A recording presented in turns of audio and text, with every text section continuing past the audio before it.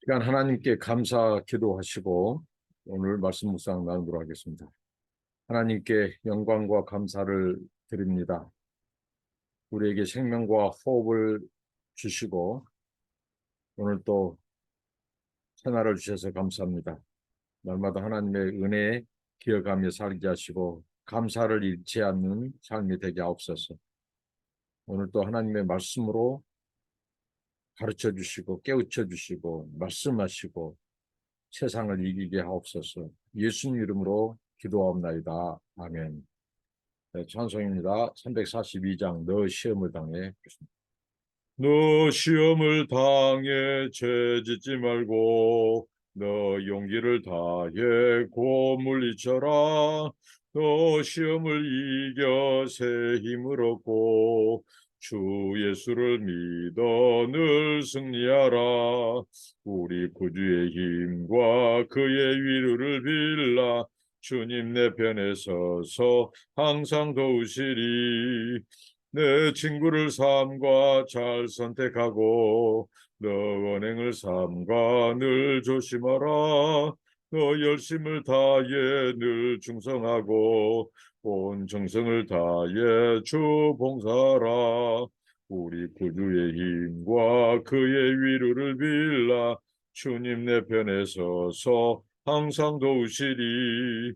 잘 이기는 자는 상 받으리니 너 낙심치 말고 늘 전진하라. 내 구세주 예수 힘주시리니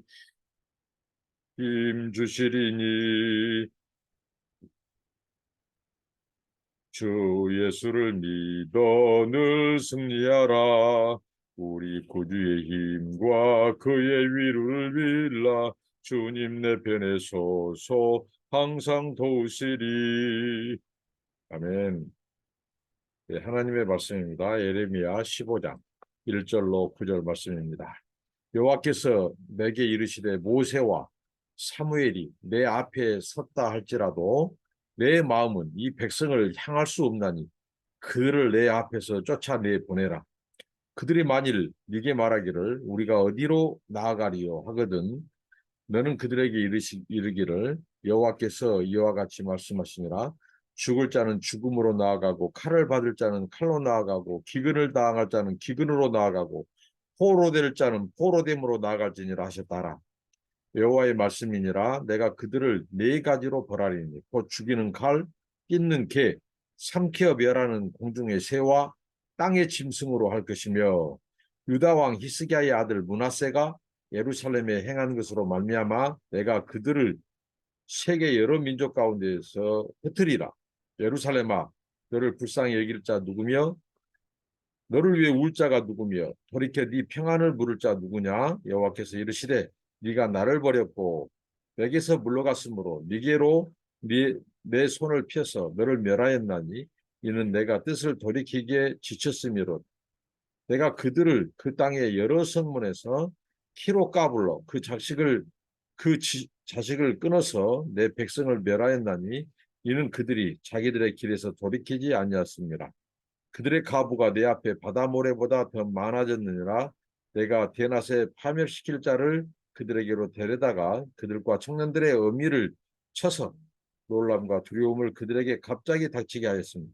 일곱을 낳은 여인에게는 쇠약하여 기절하게 하며 아직도 대낮에 그의 해가 떨어져서 그에게 수치와 근심을 당하게 하였느니라. 그 남은 자는 그들의 대적의 칼에 붙이리라.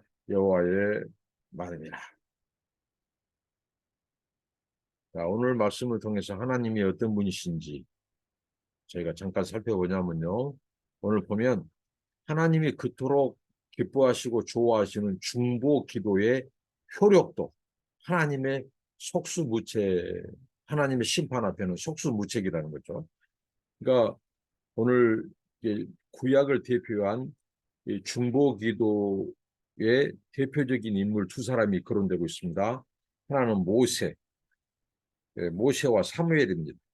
그 모세와 사무엘이 오늘 내 앞에 그들이 살아나서 내 앞에 이스라엘 백성들, 이 멸망하는 이스라엘 백성들을 위해서 중보 기도한다 할지라도 하나님께서 그들을 내 앞에서 쫓아보낸다는 거죠. 그것은 뭐예요? 그들의 중보 기도도 효력을 미치지 못한다는 겁니다. 그만큼 하나님의 이스라엘 백성들에 대한 심판의 확고한 의지를 엿볼 수 있는 말씀입니다. 이 모세 출애굽에서 또 광야 여정 가운데 얼마나 이스라엘 백성들이 하나님을 많이 노엽게 했습니까? 그럴 때마다 모세가 하나님과 이스라엘 백성들 앞에 서서 중보했어요. 하나님, 내 생명책에서 특히 이 아론의 이 금송아지 우상과 관련해서는 하나님께서 그들을 완전히 멸하려고 작정하셨어요. 그때 그것을 가로막고 하나님께서 하나님의 생명책에서 나를 지우더라도 이 백성은 하나님이 용서해달라고 그렇게 했던 모세입니다. 그리고 사무엘은 그가 이스라엘을 위해서 기도를 쉬는 죄를 범치 않게 해달라고 기도했을 정도로 대단한 중보자였어요. 그런데 하나님께서 이 모세, 실제적으로 이 모세와 이 사무엘의 중보 기도를 통해서 하나님께서 그 기도를 대부분 들어주셨지만 모세도 출애굽 1세대가 이 광야에서 죽고 이 가나안으로 들어가는 것은 어떻게 할 수가 없었어요. 하나님이 출애굽 1세대를 죽이기로 작정해서 모세의 중보 기도도 효력을 미치지 못했어요. 또 사무엘도 마찬가지입니다. 하나님께서 이 사울을 버리기로 작정한 그 하나님의 주권을 돌이킬 수가 없었어요. 그의 중보 기도. 설령 그들이 살아서 오늘 이 유다 백성들의 반역, 이스라엘의 범죄로 말미암은 이 하나님의 전쟁, 심판, 또 포로로 잡혀가는 것, 이런 것들은 그들이 아무 중보기도를 하더라도 아무 효력이 미치지 못할 것이다. 이만큼 하나님의 심판에 대한 의지가 확고하고 단호합니다. 그래서 그 결과 그들은 결국은 이제 그들이 이제 물어본다는 거죠. 우리가 어디로 나가리까 하거든 여호와께서 말씀하신 죽을 자는 죽음으로 하나님께서 그들을 쫓아보내요. 그러면 이 선택, 이 옵션, 이 네 가지로 나온 것 같지만 결국은 어떤 것도 그들에게 안전을 보장하지 못한다는 것. 그러니까 그들이 포로로 잡혀가든 기근을 당하든 여기 보면 죽을 자든 칼을 받을 자든 다 그들의 이 처지, 그들의 신세는 다 이 심판, 이 고난을 당할 것이다. 피할 수가 없다. 이렇게 말씀합니다.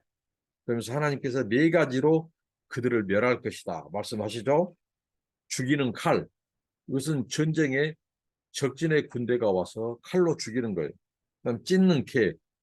이 괴처럼 이, 이 그들을 찢을 것이다.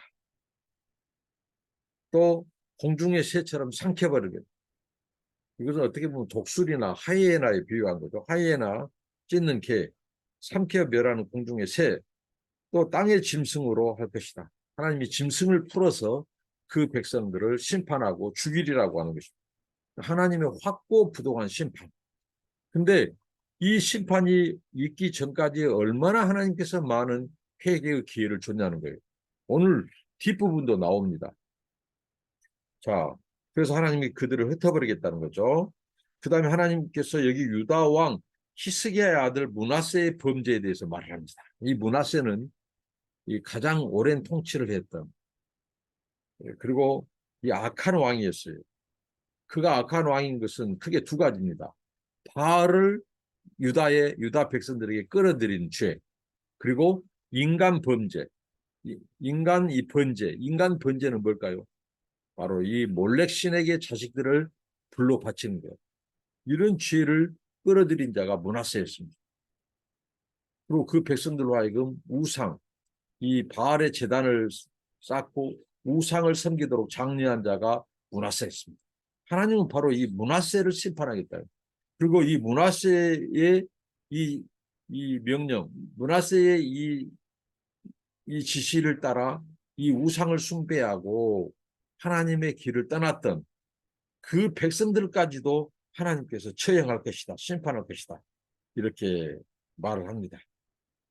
그래서 흩어버린 겠다. 자, 이 결과 결국 뭐냐? 하나님의 긍휼을 이 하나님의 긍휼도 효력을 미치지 못할 것이다. 하나님의 이 긍휼을도 돌이키지 못할 것이다. 이렇게 말을 합니다. 그러면서 그들의 이 처지, 이스라엘의 처지가 어떻게 바뀌게 될 것인가? 예루살렘아, 너를 불쌍히 여길 자 누구며? 그러니까 이스라엘, 이 예루살렘, 선망의 대상으로 보았던 이방 사람들, 하나님이 그 백성들을 지키고 통치하고 그럴 때 선망의 대상으로 봤어요. 그러나 이제 하나님의 심판이 시작되면 어느 누구도 너를 불쌍히 여기지 않는다는 거죠. 너를 위해 울 자가 누구며 돌이켜 네 평안을 물을 자, 샬롬을 물을 자, 평안을 물을 자가 누구냐. 그러니까 이스라엘이 융성하고 잘 나가고 하나님이 지키실 때는 잘 되고 잘 나가고 주변국에서 선망의 대상이었다는 거죠. 근데 하나님이 심판하면 어떻게 되죠? 저들의 주인이신 하나님 여호와도 저들을 심판하시는구나 하고 그 주변국이 기회는 이때다 하고 그들을 무시하고 이제 괴롭힌다는 거죠. 자, 지금 제가 말씀을 계속 전하면서 예레미야 시대 때의 유대 백성 이스라엘과 지금 우리나라 상황이 너무 흡사하다는 말씀을 제가 많이 드리고 있습니다. 지금 우리나라도 자, 이전에 이 정부, 이 민주정부에서는 세계가 우러러봤습니다. 그 정도 우리나라 국격과 유산이 굉장히 높았습니다. 그러나 무속 정권, 하나님이 가장 미워하고 싫어한 이 무속 정권, 하나님의 열방 통치, 주권을 거부하는 무속 정권, 그리고 검찰, 이 어떻게 보면 사악한 이 정권이 들었었어요. 근데 이들을 추종하고 옹호하고 지지하는 자들이 아직도 여전합니다. 그것도 교회, 대형교회, 지도자들, 그리고 이 극우 개신교인들. 오늘 이렇게 분명히 말합니다. 하나님께서 므낫세의 범죄도 심판한다. 이거예요. 므낫세도 심판해요. 그리고 므낫세를 옹호하고 지지한 자들도 하나님이 심판할 것을 말씀합니다. 여러분, 하나님은 애누리가 없으신 분이요. 정확한 분입니다. 지금 역대 우리나라에서 이 부패, 불의, 부정, 이 사악한 정권들을 구역했던 자들이 있어요. 특히 교회, 많은 개신교 지도자들, 교회들. 하나님이 오늘 이 말씀을 우리가 적용해 볼 때 그 통치자들과 그들을 지지하고 옹호했던 교회와 지도자들과 이 소위 말하는 교인 신자들을 하나님이 심판하실 것을 경고하고 있습니다. 여기 보면 므낫세 또 그 백성들 왜? 그 므낫세의 길을 따랐기 때문에 그렇습니다. 그 사악한 군사 정권과 이 독재자의 길들을 따르고 옹호하고 지지했기 때문에 그렇습니다. 그 결과 하나님께서 이 므낫세에 대해서 심판하는데 그 백성을 어떻게 말하죠? 자, 그들을 불쌍히 여길 자, 돌이킬 자가 없어요. 돌아볼 자가 없어요. 평안을 물을 자가 없어요. 왜? 하나님이 그들을 버렸기 때문에 그들이 그걸 보고 그들을 무시한다는 거죠. 하나님의 영광이 떠나버리면 세상이 먼저 알아봐요. 그래서 이 믿는 자들을 하나님을 거역하고 하나님의 심판을 받는 자들을 세상이 더 괴롭힙니다. 무시합니다. 근데 이것조차도 여기 저는 은혜를 받은 것이 6절입니다. 이르시되 네가 나를 버렸고 내게서 물러갔으므로 네게로 내 손을 펴서 너를 멸하였노니 이는 내가 뜻을 돌이키기에 지쳤음이로다. 참, 하나님도 지칠 정도예요.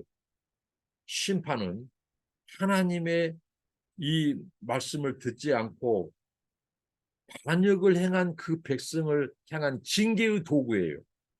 징계의 도구, 심판의 도구이면서 또 한편은 하나님의 은혜로 초청하는 수단이다. 초청의 통로라는 게 은혜의 초청. 근데 숱하게 하나님께서 심판을 통해서 그들에게 회개할 기회, 돌이킬 기회, 하나님의 은혜의 초청이 있었어요. 그런데 그마저도 그들은 거절했다는 거예요. 그래서 오늘 하나님의 심판의 의지가 너무 확고해요. 확고해요. 이전에 심판의 이 수단, 이 징계의 수단은 하나님께서 그 백성을 돌이키고 회복하시려고 주신 도구였어요. 그런데 그들이 끝까지 거절하니까 하나님이 이제는 징계의 도구로만, 심판의 도구로만 사용하고 있다고 하는 거예요. 이것을 하나님이 말씀하실 때 하나님은 얼마나 마음이 억장이 무너지겠습니까? 내가 지쳤다고 말을 합니다. 하나님께서. 그러니까 얼마나 그들에게 오랫동안 기다리고 참고 많은 기회를 줬어요. 그러나 돌이키지 않으니까 하나님이 심판하지 않을 수 없는 그 지경에 이르렀어요. 그래서 어떻게 합니까? 하나님이 7절 내가 그들을 그 땅의 성문에서 키로 까불러 자식을 끊어버리겠다. 백성을 멸하겠다는 거예요. 여기 키, 타작마당에서 이 키로 어떻게 하죠? 알곡과 쭉정이를 날라버립니다. 갈라버립니다. 그런 것처럼 하나님께서 이 타작마당의 키처럼 그 백성들을 심판해버리겠다는 거죠. 그래서 그 자식을 끊어서 내 백성을 멸하겠다. 그것은 자기들의 길에서 돌이키지 아니했다고 하나님께서 수차례 말씀합니다. 하나님의 심판의 정당성을 이 에레미야가 말해주고 있어요. 그리고 그 백성들이 심판받을 수밖에 없는 또 정당성을 말해주고 있습니다. 하나님에게는 잘못이었다니. 하나님은 오히려 숱하게 지칠 정도로 기다리고 회개할 기회를 줬어요. 그러나 돌이키지 않았다는 것입니다. 그들의 가부가 내 앞에 바다 모래처럼 많아질 것이다. 왜 그럴까요? 이 북방의 군대가 와서 이 군사들을 많이 죽여버려요. 젊은이들을 죽여요. 그러면 이제 결혼했던 사람들은 가부가 많아져요. 모래보다 많다는 거예요. 하나님께서 이 아브라함과 언약을 맺을 때 네 후손이 모래알보다 더 많게 할 것이라고 했는데 이제 하나님의 심판이 시행되니까 어떻게 되죠?